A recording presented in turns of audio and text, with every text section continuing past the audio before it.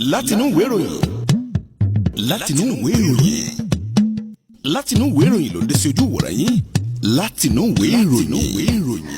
ẹ kú dédé àsìkò yìí níbikíbi tí òun tẹwà tí ẹ ti ń gbọ́ ìkànnì alálùbáríkà eléyìí tí ẹ ti ń wò wá káàkiri àgbáńláyé lórí ìkànnì Ọ̀sọ́lọ́ TV náà làwà tá a ti ń dún àkíyèpé ẹ kú dédé àsìkò yìí lé ní ọjọ́ 16 oṣù ìkẹta ọdún 2026 ẹ káàbọ̀ sórí kókó ìwé ìròyìn eléyìí tí a pè ní látinú ìwé ìròyìn eléyìí tí ó ń gborí ayélujára kan. Báyìí làwọn ìwé ìròyìn wa ti rìn láàárọ̀ yìí pẹ̀lú ọmọ yín Kásùmù Ìṣọ̀lá kẹ́ ń sọ fún yín nípa ìwé ìròyìn ilẹ̀ ìdìbò náà tí ó kọ wípé lẹ́yìn tí olórí ẹgbẹ́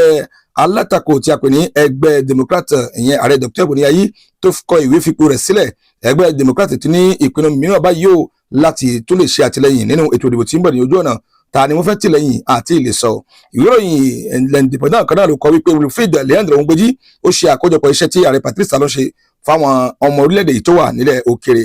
àjọ HAC ti pinnu báyìí o lórí àwọn ọ̀nà èyí tí gbogbo àwọn ẹgbẹ́ òṣèlú kọ̀ọ̀kan yóò máa gbà láti máa wá fi sọ̀rọ̀ lórí afẹ́fẹ́ lórí rédíò àti orí tẹlifíṣàn àpapọ̀ orílẹ̀-èdè wa Benin èyí tí a wà nínú èyí. olórí ẹgbẹ́ eléyìí tí ń ṣe ẹgbẹ́ olóṣèlú EPR pẹ̀lú ààrẹ tẹ́lẹ̀ rí fún ìgbìmọ̀ aṣòfin ni wọ́n ti jọ fi àwò kan náà déjọ́ báyìí o nílé ìjọsìn níbi tí wọ́n ti ṣe ayẹyẹ ìdúpẹ́ èyí tí ó wáyé. Lákìrì State yọjú láàárọ̀ yìí pẹ̀lú àwọn ìròyìn gbáǹkọ́gbì tí kò ó sọ di mímọ̀ nípa ti arákùnrin Gilbert Eríyọmí èyí tí ó fi ọ̀pọ̀lọpọ̀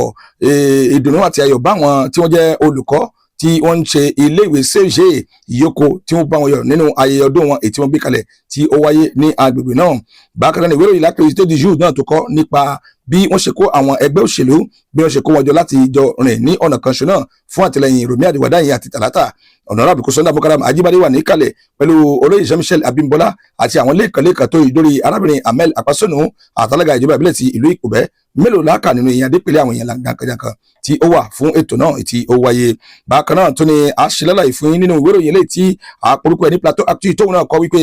àwọn ẹgbẹ́ òṣèlú bẹ́ẹ̀rẹ̀ náà ni wọ́n ti láǹfààní láti jọ fi àwòkán náà déjọba yìí ó ní ilé ìgbafẹ́ lópàṣà ti ìlú Ìpòbẹ́ ni ó ti wáyé ní ẹkùn ìdìbò 22 èyí tó pa àwọn ẹgbẹ́ òṣèlú náà pọ̀ ní ìlú Kétu àti ìlú Ìpòbẹ́ gẹ́gẹ́ bí àlàyé rẹ̀ tí wọ́n sọ di mímọ̀ nínú gbólóhùn tí wọ́n fi léde lórí èyí tí ó wáyé láàrin wọn náà ni wọ́n ti ṣe lálàyé nípa bí a ṣe láti wo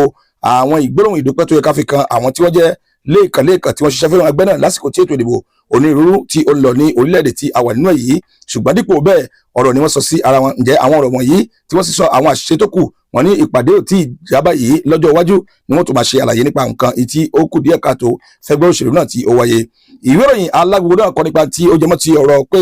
àgbékalẹ̀ àwọn ẹgbẹ́ tí ó ṣiṣẹ́ fún Rọ̀mí Àdìwàdáyìn pẹ̀lú Tàlátà fún àṣeyọrí wọn eléyìí tí yóò wáyé. Abímbọ́lá Kòsọ́ndà Apasonu àti olóyè Kùlímọ̀ Kùsádé ní ìwé ìròyìn alágbogbo kọ nípa ẹ̀. Bákan náà ló tún kọ nípa ti arábìnrin Albertine Asikidana ọmọ ilé ìgbìmọ̀ aṣòfin orílẹ̀-èdè wa Benin eléyìí tí ṣe àyàfágbóhùn pẹ̀lú arábìnrin Akíntóbi Olga nínú eléyìí tí ó sọ pé wọ́n fi òkò kan ṣòpẹ̀ ẹ̀yẹ méjì. ìwé ìròyìn náà ló ṣe àlàyé eléyìí láàárọ̀ òní. Ká tó kúrò ńbẹ̀ ká tó pọ̀ ṣẹ̀ṣẹ̀ lọ sínú ìwé ìròyìn pàtàkì kan tí a pè ní Opinion Pluriel tọmọ Ọlátúnjí tó kọ gàdàgbàgàdàgbà wípé arábìnrin Amel Apasonu ti pè báyìí ò fún àwọn obìnrin ẹgbẹ́ ìpè kí wọ́n dìde lọ́pọ̀ yanturu láti rí pé wọ́n ṣe ń tótọ́ àti ètò yẹ fún ètò ìdìbò tó ń bọ̀ lójú ọ̀nà torí pé òun mọ̀ pé agbára àwọn obìnrin nínú ètò ìdìbò èyí tí ń bọ̀ yìí kò ṣe tí ó kéré rárá. Ó ní iwájú kéńké báyìí náà ni àwọn obìnrin wà tí wọ́n sì ṣe àtìlẹ́yìn tí arábìnrin Tàlátà yóò fi dé ipò ààrẹ igbákejì rẹ̀ ní orílẹ̀-èdè wa Benin tí a wà nínú èyí. Ó wà nínú ìwé ìròyìn Opinion Pluriel ọmọ Ọlátúnjí. Àwọn ẹgbẹ́ kéréje ti bẹ̀rẹ̀ sí gbà pọ̀ báyìí o láti fi hàn ìjọba àpapọ̀ ìpè àwọn dúró lẹ́yìn wọn o ní fún àṣeyọrí àwọn méjèèjì eléyìí tí a pè ní ti Wàdáyìn àti Tàlátà. Àlàyé lèyí wà ní ojú ìwé ìròyìn náà fún ti àárọ̀ òní. Tó ẹyẹ olùgbọ́ wa kò ní jù báyìí lọ fún àkójọpọ̀ ìròyìn wa ti àsìkò táwa tí a mú sí orí afẹ́fẹ́ fún yín ẹgbẹ́lẹ́ yìí kẹ́ máa fi ṣe ọ̀run àjìjà fún ọjọ́ ajílẹ̀ ní ìtòní yóò ṣe é ṣe o. Kásùmù Ìṣọ̀lá lórúkọ tèmi Abudu Lánìjà làmójú ẹ̀rọ ire kàǹkà kó máa jẹ́ tiwa ó dìgbà. Ọ̀sọ́lọ̀ TV. Ìmọ́lẹ̀ gbogbo ọmọ Ànàgó.